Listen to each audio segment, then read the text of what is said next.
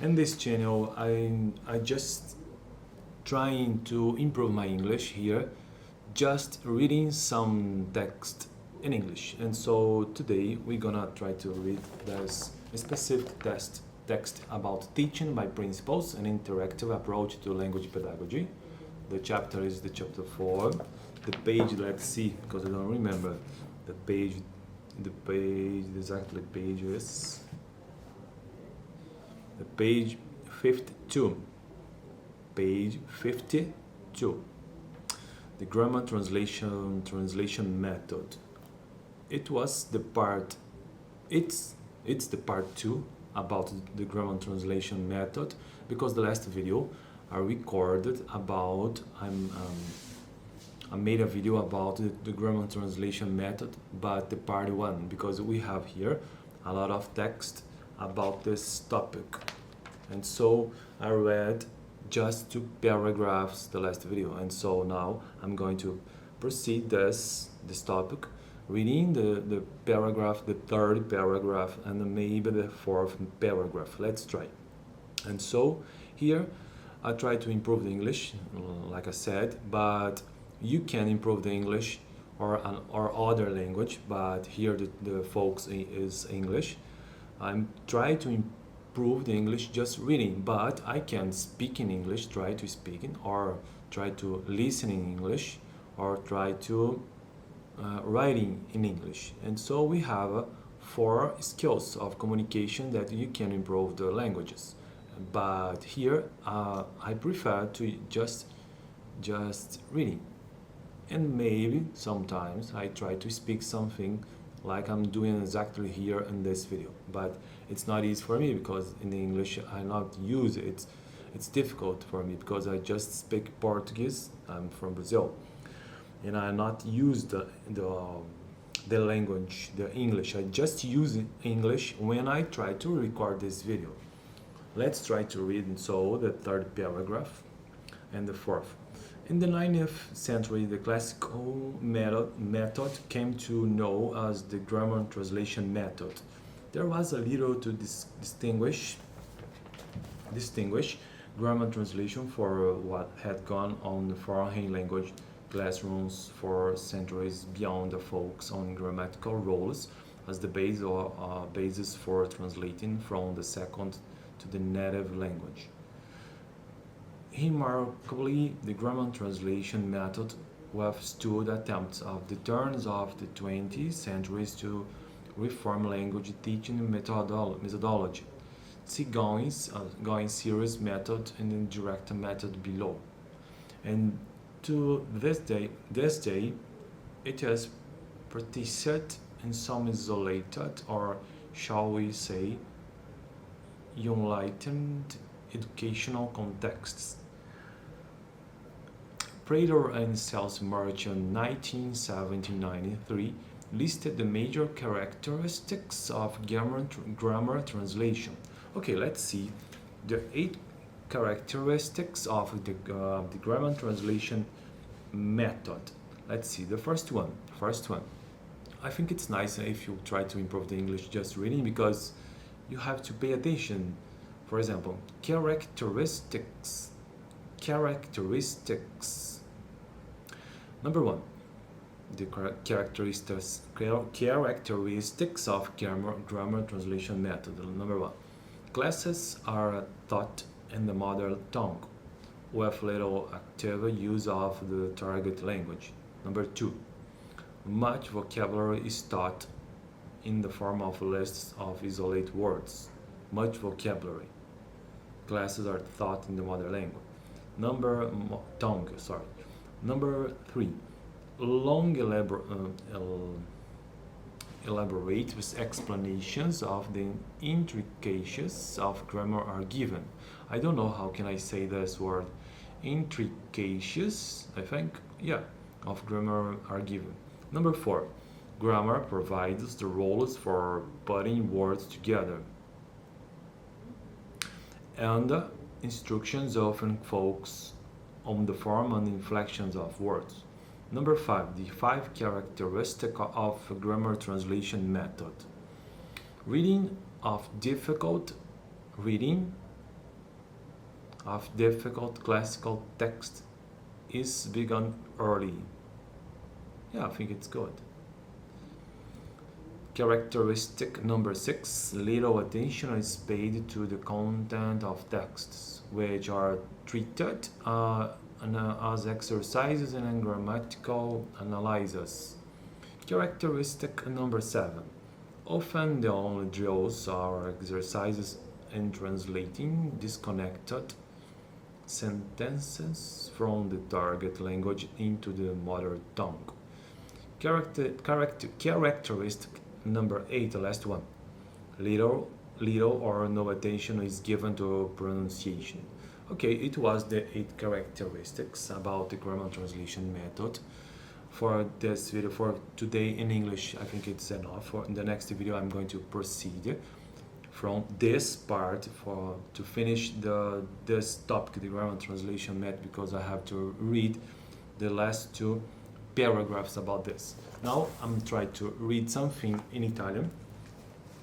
Italian, it's not important for me because I don't intend to use this in my day or some kind of things, but I think it's nice to try to read in this language too, because you can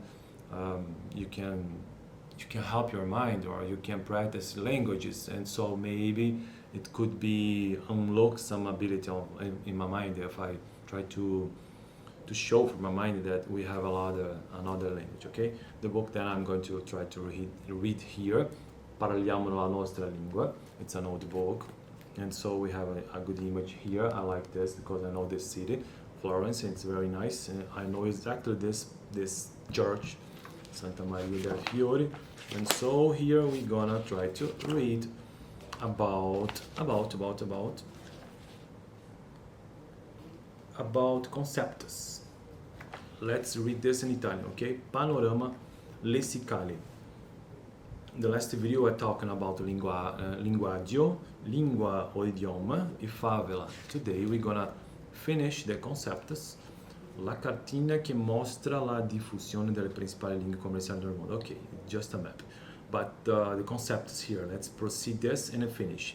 Volgare, neolatino romance, dialetto, gergo, vernacolo e stile. Volgare.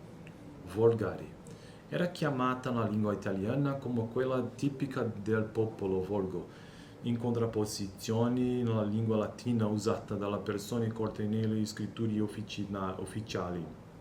Neolatino romance, another word, the concept. Neolatino romance sono le lingue che cominciarono a delinearsi verso il 1000 d.C., il seguito alla trasformazione del latino nei territori già dominati da Roma. Esse sono dall'italiano, il francese, lo spagnolo, il portoghese, il romeno, il ladino. Another word, dialetto.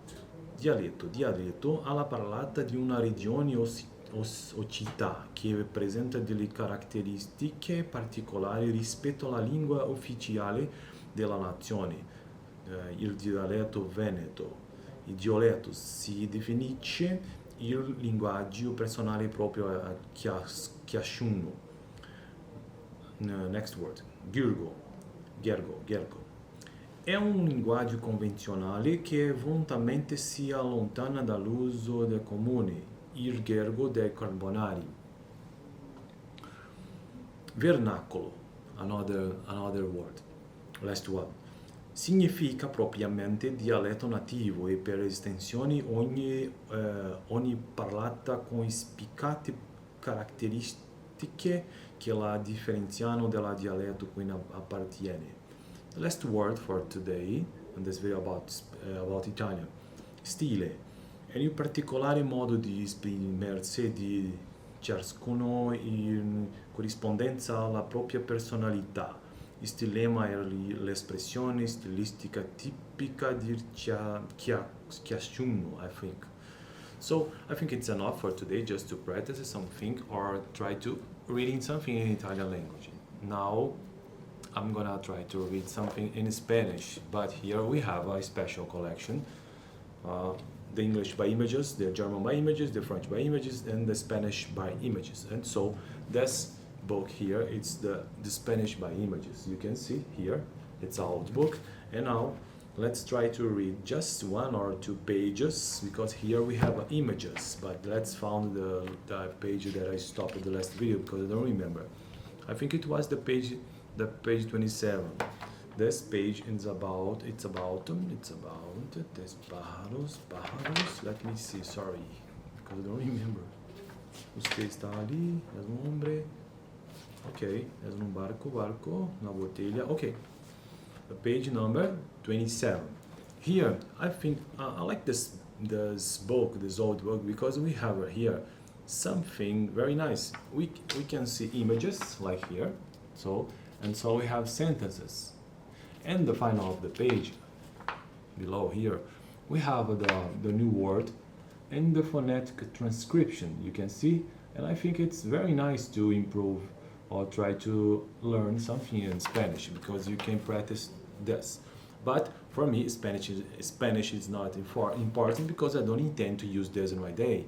But let's try to say something about this, because I think it's nice to improve English in my mind. Not because the words are the same, no, it's not the case. Just because it's a kind of ability that I can unlock in my mind about languages.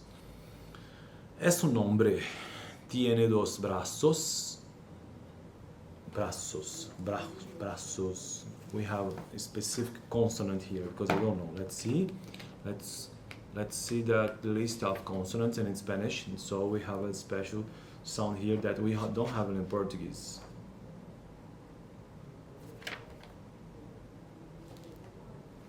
This sound here, it's encostando a ponta da língua nos dentes e deixando passar um fino fluxo de ar. O primeiro é sonoro, o segundo é surdo. Hero. Zero.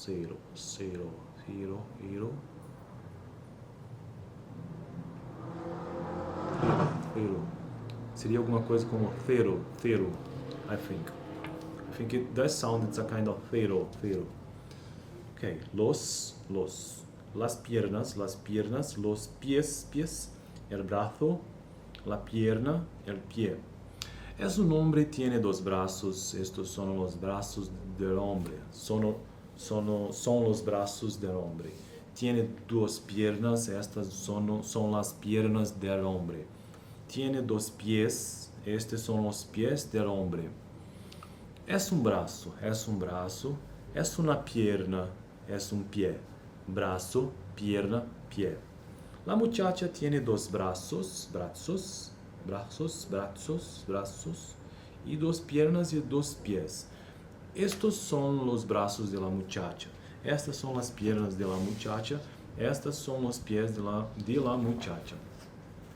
Okay, for this video, I think it's enough, because I have to finish this video. It's a long video, and so I don't like this. But in the next video, I'm gonna proceed from page 28, okay, in Spanish. Now, to finish this video, we're gonna try to read something in German. So I think it's very difficult, but it's the same collection. We have English by images, Spanish by images, and so German by images. O alemão por imagens here. And so we are gonna try to read something about the consonants, and in German, let's try to find where I stopped at. So in German we have 21 vowels according this book, because I'm just reading this book, I don't know exactly, but according this book we have 21 vowels. We have a, man, a, cart. We have a longo. We have a short and a long short.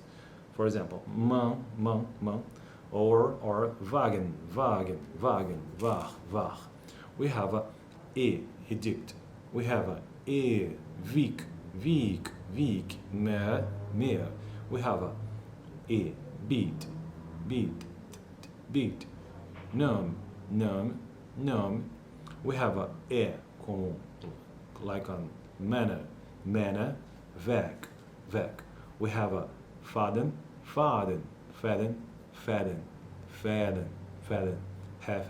heaven. We have a wind. We have a veer. We have we have E, ya, ya, yah, yah, yah. And so for today it's enough just to know the vowels A, E, A, E. Let's see in English, A, E, E. And so I think it's enough for today. Because we have a 21 vowels, I think it's incredible, incredible. In the next video, we're gonna see about the vowels. O, O. We have a lot of O here. Oh my God. Okay. Thank you for watching this video. It's a simple video that I'm just trying to improve or learn something about English. Thank you for watching. I have to turn off this here. Manual.